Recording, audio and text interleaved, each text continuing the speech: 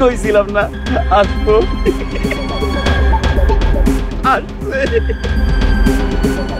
আসছে।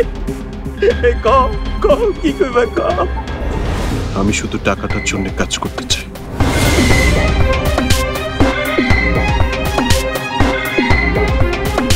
আর কিছুর জন্য না।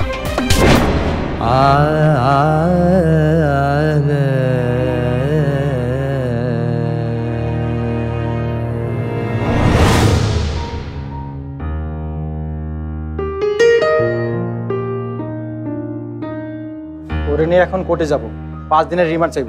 জামশেদ ভাই, ওসি সাহেবের লগে কিছু লেনদেন কইরা। খবরদার, আমার খুশি তো খুব ভালো কথা, আর জানি কারো কানে না যায়। ওই সব জানলে তোমার টেকনিক শেষ করবে। আর তুমি এখন যাও তো, যাও। মামুন, তোরা যা। আর যাইতে আসছো করে যাও,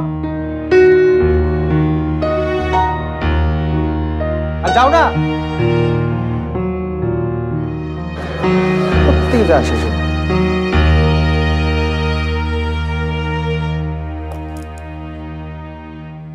কি রে, তুই এরকম ভোম মেরে বসে আছিস কেন? ভার্সিটি যাবি না?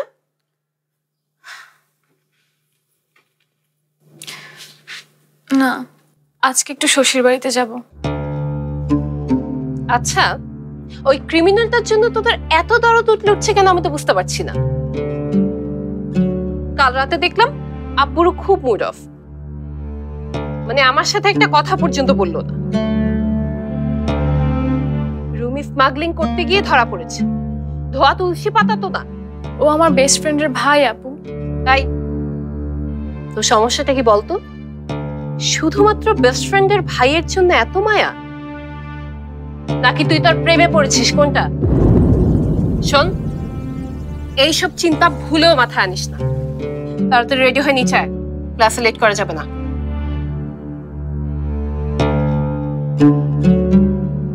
রুমিকে আর একটা সুযোগ দেন প্রিন্সিপাল সাহেব।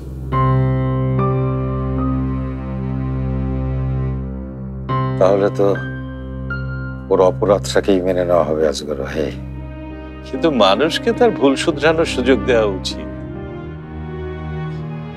আপনি একজন শিক্ষক, আমার চেয়ে বিষয়টা আপনি ভালো বুঝবেন, তাই না?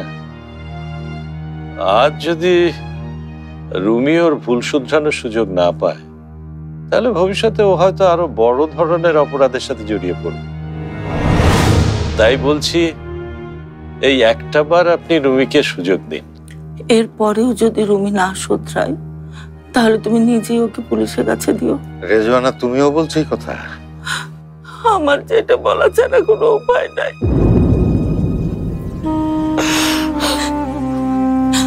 ভাইয়াকে এবারের জন্য আপনি মাফ করে দেন আম্মা, ওকে নিয়ে আসেন।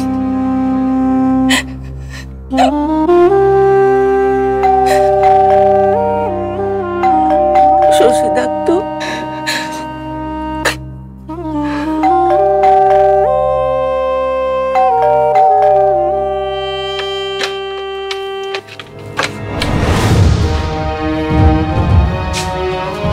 স্যার কোথায় শশী? রুমিকে তো আজকেই কোর্টে চালান করে দেবে।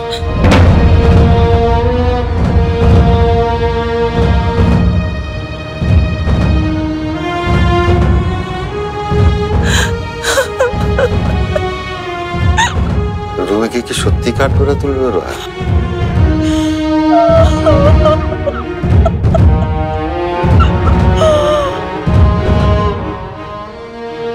শোনো, কাল যদি ওসি সাহেবকে ভাবে খেপায় না তুলতা, তাহলে তোমার আব্বার কথা বলে কিছু একটা করতে পারতাম। এখন চলো, ওসি সাহেব তোমার ডাকছে।